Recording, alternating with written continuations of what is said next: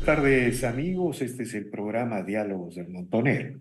Bueno, en una entrevista anterior señalamos que el Perú podría ingresar a una nueva edad de oro por su ubicación geográfica especial, por su dotación de recursos naturales.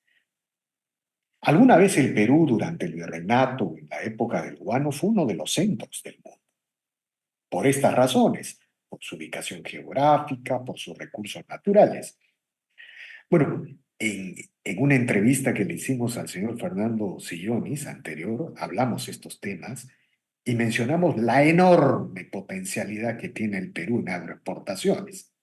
Es decir, podría cuadriplicar su capacidad agroexportadora y convertirse en una despensa del mundo. Pero algo parecido sucede en la minería. El Perú es segundo productor mundial de cobre, es un importante productor de oro, segundo productor de plata, de zinc, y recientemente se están conociendo de que tiene enormes posibilidades en exploraciones en yacimientos de litio. Es decir, por todas estas cifras, por su ubicación especial en esta parte del sur de la cordillera de los Andes, el Perú está llamado a ser una potencia mundial en minería. Pero ¿qué está sucediendo? ¿Por qué el Perú se ha detenido? ¿No? Lo cierto es que no es suficiente tener una buena ubicación geográfica o tener recursos naturales bendecidos por Dios, como se dijo en la entrevista con el señor Sillones, sino se necesita Estado de Derecho, se necesita el imperio de la ley para que estas posibilidades se conviertan en prosperidad y riqueza. Bueno, con ese motivo, el día de hoy hemos convocado al señor Miguel Cardoso. Él es exdirectivo del Instituto de Ingeniero de Minas del Perú, expresidente de Perumín, y él ha tenido la gentileza de aceptar este diálogo. Buenas tardes, señor Cardoso. Gracias por la conversación. Muy buenas tardes, don Víctor Andrés. Es un gusto estar con usted nuevamente. Bueno,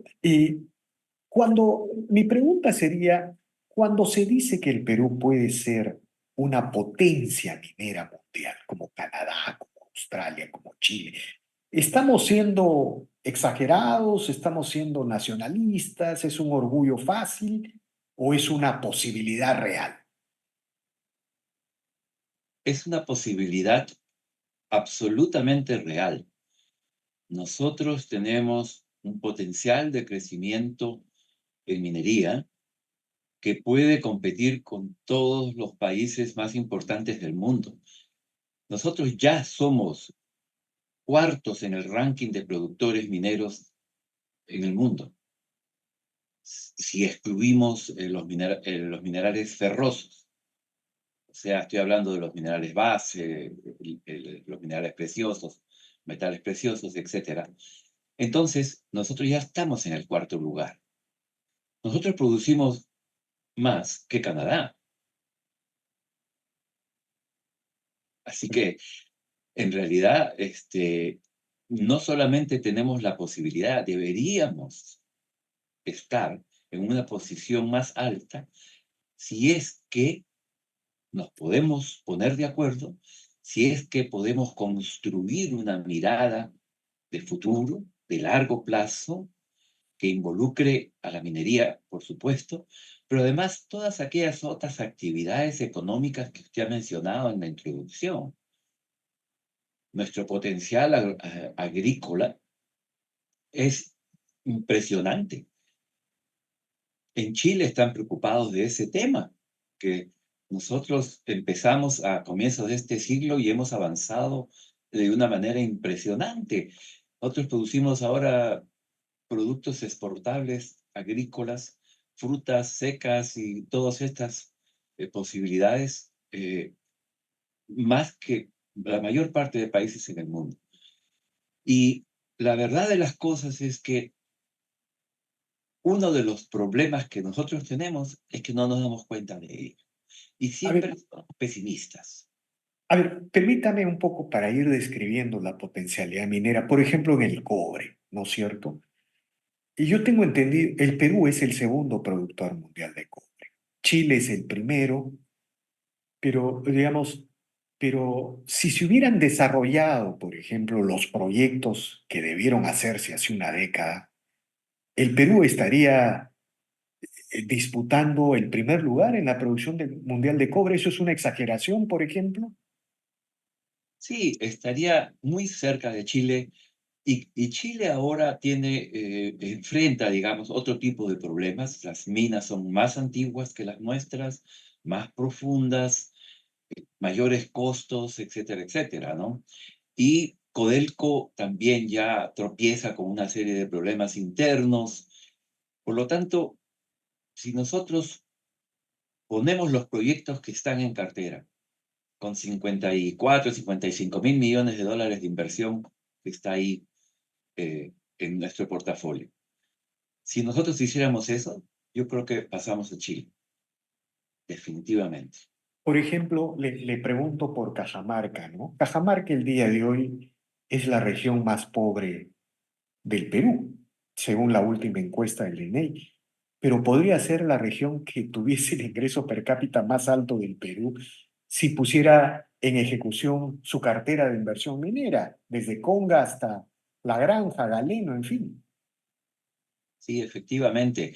Cajamarca es un ejemplo clarísimo del daño que puede hacer la política al desarrollo de una región en nuestro país.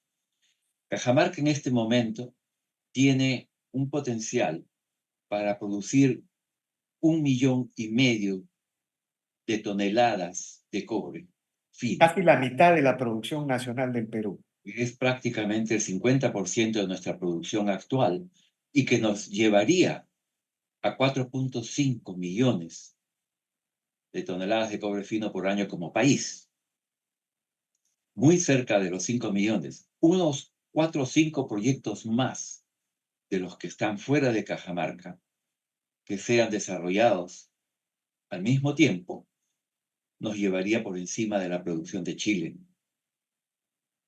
No, es impresionante, es impresionante. Es decir, y estamos hablando del cobre, de un metal que en los próximos 20 años va a duplicar, triplicar su demanda y que cada día, es cierto, a veces tiene bajones, pero la tendencia general del precio del cobre es a subir por el incremento de la demanda mundial, por esto de los autos, las energías renovables, en fin. La oportunidad que tenemos hoy, con el cobre, por supuesto, pero también con el oro, también con el zinc, también con la plata y todo lo demás. La oportunidad que tenemos hoy y que se va a mantener probablemente por los próximos 10, 15 o 20 años, ¿no? Es única e irrepetible, así de simple.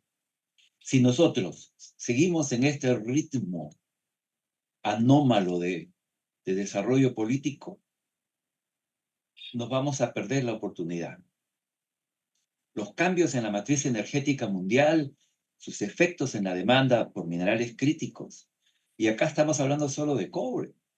Ni siquiera estamos incluyendo el litio, tierras raras, otras cosas que hay y todavía no han sido suficientemente evaluadas en nuestro país, ¿no es cierto?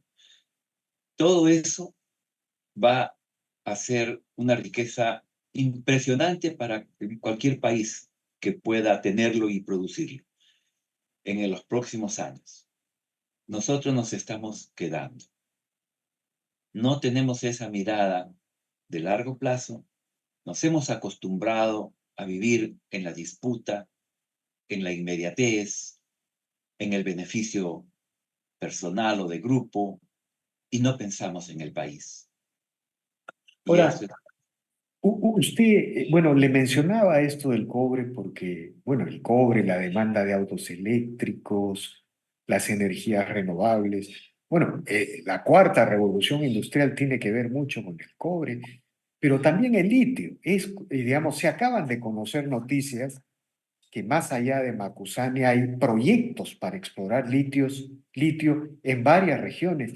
Se sospecha que el Perú podría ser un productor o un actor mundial en la producción de litio, o es simplemente un optimismo de algunos proyectos de exploración.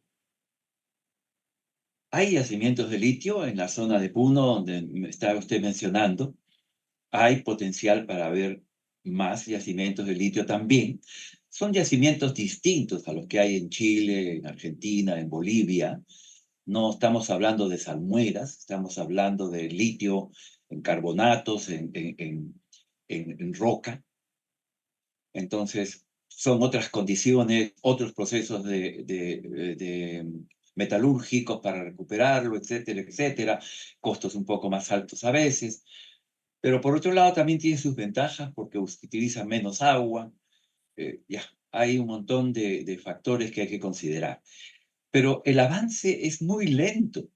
Nosotros, ¿cuánto ¿De, tiempo nos va a tomar para tener la primera mina de litio en este país? de Si qué es regiones está hablando usted, señor Cardoso? Aparte de básicamente lo que más se conoce es en la zona de Puno. Es Puno, la región de Puno, hay una franja allí que es la que contiene este tipo de sustancia. Ahora, sin embargo, todo esto no puede eh, convertirse en riqueza nacional. Un poco volviendo al cobre, ¿no? Siempre se suele decir que si el Perú estuviera produciendo toda su capacidad de cobre, estaría creciendo sobre el 5%. La pobreza podría haber bajado debajo del 15%. Las clases medias serían la mitad del Perú. Así se suele decir en las proyecciones económicas. Pero todo esto no va a ser posible si no hay Estado de Derecho. La amenaza de la minería ilegal se ha convertido en un tema central en el Perú. Es cierto. Y fíjese, lo que usted dice es muy real, en el sentido de que nosotros lo único que necesitamos es tener un país ordenado, con instituciones fuertes, con gobernabilidad, ¿no? Y que esté en manos de gente que tiene una mirada de futuro, una proyección hacia adelante y tratar de resolver todos los problemas sociales que tenemos. Las brechas sociales, la falta de infraestructura, la falta de servicios públicos, etcétera, etcétera. Todo eso nos llevaría a nosotros al paraíso. Eso es lo que es verdad. Y no es que el Perú no esté progresando, porque la minería ya en los últimos 20, 25 años ya ha hecho muchísimo beneficio al país porque ha generado desarrollo en las regiones y se han logrado una serie de objetivos importantes desde el punto de vista social, ¿no? Por ejemplo, reconocer el potencial de productos que tenemos a nivel regional, no solamente mineros, sino hay una barbaridad de cosas que nuestras regiones tienen y que no están siendo explotadas. El incremento del empleo. El sector minero tiene una capacidad impresionante de hacer cada encadenamiento económico e incrementar el empleo. Pero además, hay cosas que han mejorado. Las tasas de fecundidad, ha reducido la mortalidad infantil, la esperanza de vida ha subido un montón. Esos son, esos son datos que, por ejemplo, los tiene ese plan. Yo he estado ayer en una conferencia y hemos visto estas cosas con representantes de ese plan que nos ha mostrado cuadros interesantísimos de cómo ha evolucionado todos estos factores que afectan la vida de nuestro país, de nuestros ciudadanos, y estamos yendo para adelante. El PBI per cápita también ha aumentado, la pobreza también ha bajado, pero nos falta una especie de empujón adicional para que todos estas mediciones y todos estos parámetros de bienestar sigan mejorando y nos convirtamos en un país desarrollado sin los problemas que tenemos hoy en día de poblaciones que andan en la pobreza y abandonadas. La minería ilegal, señor Cardoso, se ha convertido en una amenaza. Se habla de que se exportan de manera ilegal alrededor de 4.000, 5.000 millones de dólares en oro, por ejemplo. Y esto no tiene visos de solucionarse porque el Estado no cumple su responsabilidad y por otro lado los precios del oro y del cobre, porque hay también minería ilegal de cobre ahora en el corredor vial del sur, parece que van en aumento. ¿Qué nos puede decir al respecto? A ver, el tema de la minería ilegal ha sido siempre un problema reconocido. En los años 90 ya existía. Cuando se empezaba de Yanacocha, gran parte de la producción ya venía de Madre de Dios, ¿no? Y además era también una minería de cobre, una minería de oro, que han sido los elementos principales en los que se ha enfocado. Pero esto ha ido creciendo y esta situación demuestra esa hipocresía ideológica que tenemos en este país, donde hay personajes que critican a la minería ilegal, pero no hacen nada para combatirla, no hacen nada para eliminarla, simplemente lo dicen. Pero cuando hablan de minería grande o minería mediana o de pequeños mineros, ahí sí exigen la formalidad, exigen el cuidado ambiental, ponen reglamentos y mecanismos de permisos complicados e injustos. Y ahí sí es un tremendo discurso, una tremenda acción en contra de que esas fuentes sanas, saludables, positivas de crecimiento del sector minero no avancen y dejan que la minería ilegal siga avanzando. Hoy nos invadieron las mafias internacionales porque la minería ilegal aurífera se ha convertido en una fuente de ingreso para estas mafias.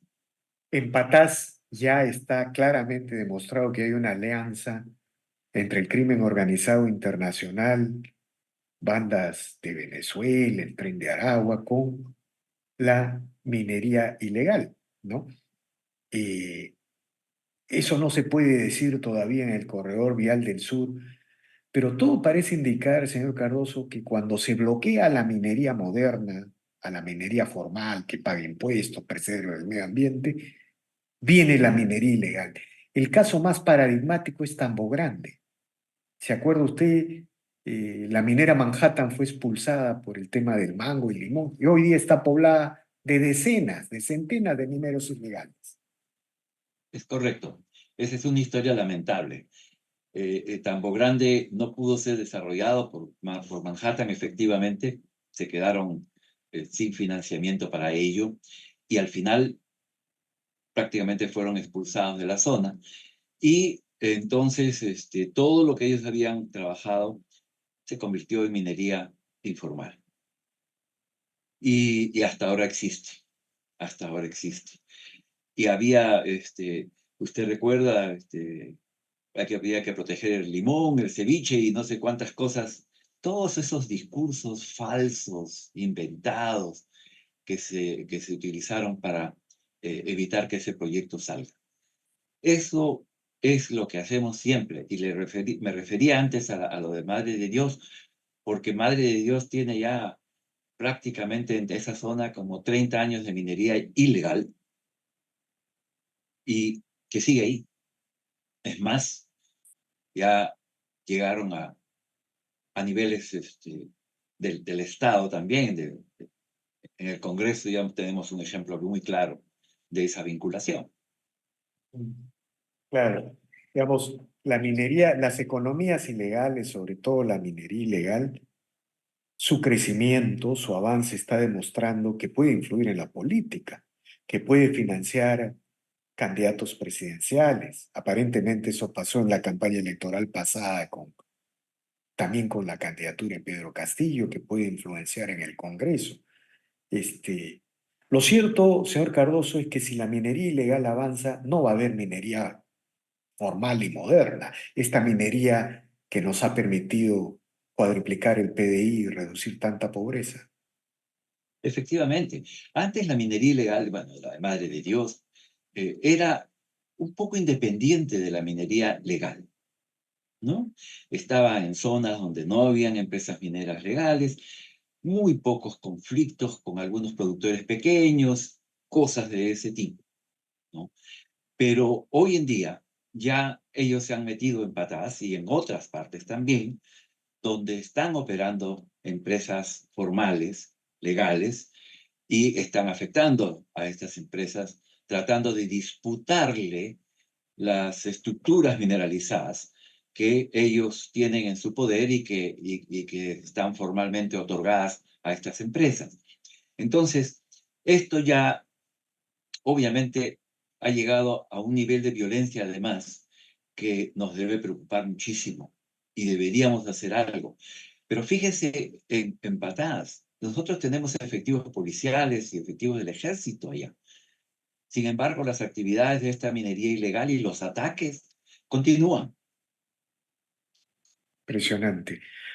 Bueno, lo cierto es que el Perú, digamos, una conclusión de este diálogo, señor Cardoso, podría ser, el Perú puede ser una potencia minera mundial, pero con Estado de Derecho y sin minería ilegal, ¿no? Esa es la conclusión. Con orden, con instituciones sólidas, firmes y con gobiernos que puedan tener objetivos claros, planteamientos claros de desarrollo de largo plazo. Nosotros tenemos que ser un país competitivo. El mundo no se queda paralizado porque nosotros no hacemos nuestras cosas. La competencia existe y la gente, los inversionistas van a ir a donde pueden invertir y tienen asegurado que van a trabajar con tranquilidad y que van a lograr sus beneficios por las inversiones que hacen. Entonces, nosotros no estamos ya en ese grupo prácticamente y a pesar de ello, había inversiones, hay muchas empresas mineras acá que están invirtiendo, que están explorando, porque ya son parte de nuestro sector minero, de manera que ellos van a seguir. Pero, por ejemplo, si usted mira el número de empresas junior de exploración, que en algún momento hemos llegado a tener 120, 130 empresas explorando en este país, de empresas de ese tipo. Hoy en día ya no son tantas. Antes era 50% de la inversión en exploración. Hoy día apenas llega al 20%. Entonces, y ahí estamos entrando en un tema que está estrechamente vinculado con el largo plazo y la importancia de este. Las minas se agotan, las minas no son eternas, unas duran más años que otras, pero todas, tarde o temprano, se van a agotar. Si nos referimos al cobre, y esto creo que es muy saltante, la mayor parte de proyectos grandes, productores de cobre, están como proyectos únicos en la región donde operan y representan un porcentaje importante del PBI de estas regiones. Antamina en Ancash es 32%. Las Bambas en Apurímac estamos hablando de 72%. Cerro Verde en Arequipa es 33, 34% del PBI de esas regiones. Si, cuando esas minas se agoten, ¿quién las va a reemplazar? ¿Quién va a generar ese ingreso? No estamos explorando lo suficiente y tampoco estamos explorando bien.